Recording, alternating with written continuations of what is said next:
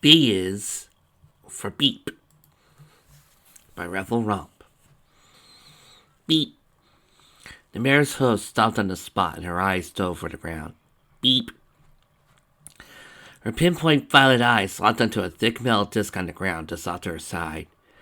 The host-sized orange button and flashing light on top contrasted the dull, 30-hour shell of the disc.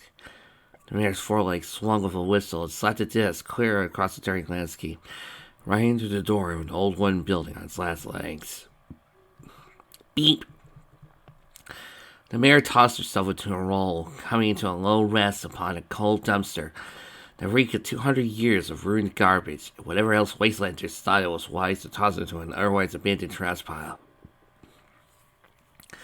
She let out a small yelp. The chunk of her remained ripped free by a few stray pieces of rebar jutting out from the pile, resulting in a clumpy mess of brown, red, and pink adorning the rebar like a miniature pike. Boom! Wooden boards, shredded paper, and sharp metal fragments blasted into the air like a particularly abrasive substitute for confetti and fireworks. Her heart pounded. A feeling of warmth ran from her head to her hooves.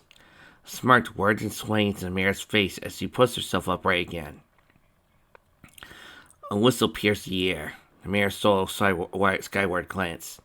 Plink! Beep! It was raining metal disc. Beep! Beep! Plink! Kaplink!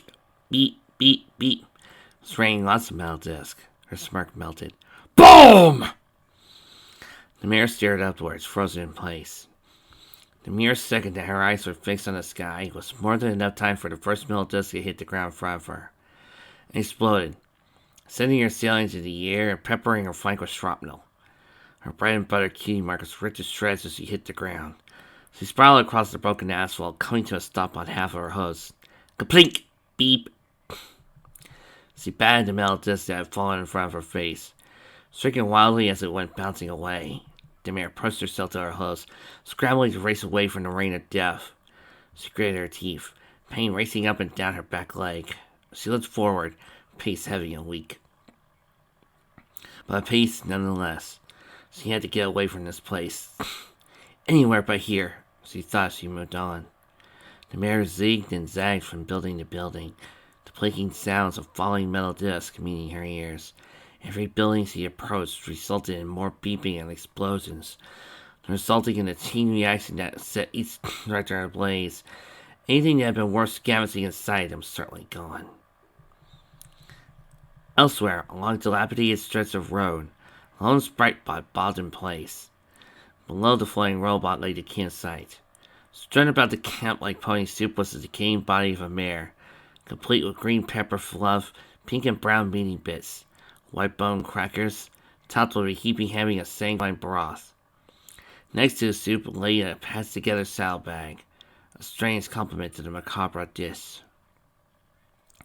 Next to the bag lay a puddle of chems, up to and including several syringes of Med-X and a grouping of healing potions. Beyond that, a Brahmin corpse was rotting away in a Gatling gun. The perforated packs attached to the Brahmin's sides were spilling out with their goodies, from spiced rabbit jerky to a saucy pre-war magazine called Heinz. Several weapons and ammunition also rested alongside the dead Brahmin. The sprite bot played no music, and did not drift aimlessly. It bobbed in one spot, surveying the spectacle like a pensive pony. A loud screeching sound followed by a series of explosions broke the still air. Starting softly, the sounds quickly grew louder into a raucous cacophony. The sprite bot hovered impassively, turning about just in time to see the goldenrod and effusive mare come tumbling down the road. She flopped face first into a syringe of Med-X, her lady sigh echoing from her lips. Grabbing onto the healing potions, the mare drowned them all at once, stood quickly, her still burning tail becoming entangled with the leather bag. Just as quickly as she appeared, the mare charged forward, letting rip a loud string of explosives as she wrapped her forehooves around the Gatling gun's limber and pushed away. Clunk! Kaplink! Large metal disc landed on the sprite bot, knocking it to the ground. Beep! Greeted the mine. Beep! Answered the sprite bot. Boom! Went the campsite. Somewhere in a mountainside cave above the clouds, a particularly frustrated dragon blasted a gout of smoke. The mayor hooted loudly as he ran, not because of the pain, despite the fact that the med-X cleared right up, because it was fun. The way her throat rumbled when the detonation of the mines and the blast of gunfire weren't drowning things out made her feel exhausted. The gunfire, of course, was her own. Common sense and basic logic says that the shooting at mines is a dangerous occupation, and one better left to let those who are crazy. The mayor chuckled with glee at that. There was no time for that sort of thinking. As he pushed away to try and push the distance between herself and the seemingly endless torrent of explosions, she gave the occasional tug at the crank trigger on the Gatling gun, and fired wild volleys into the air behind her. Her destination rolled to view. Two bucks stood guard in front of the wooden entry door, both armed with pistols and spears. The first buck, a Pegasus, was clad in a mashup of blade and muddy mid-war garments, a variety of pointing metal bits. The second wore the tattered reins of a faremare's uniform, a mask that let the torn horn through, a dog's collar, and a bunch of clipboards. The sign in the building behind them bore a faded and signed graphic of two giggling fillies draped across each other with soda bottles pressed between their foreheads and the fruit-filled bubbles sampling between the background. Above the graphic, a cursive script were the words, "The Pop Stop."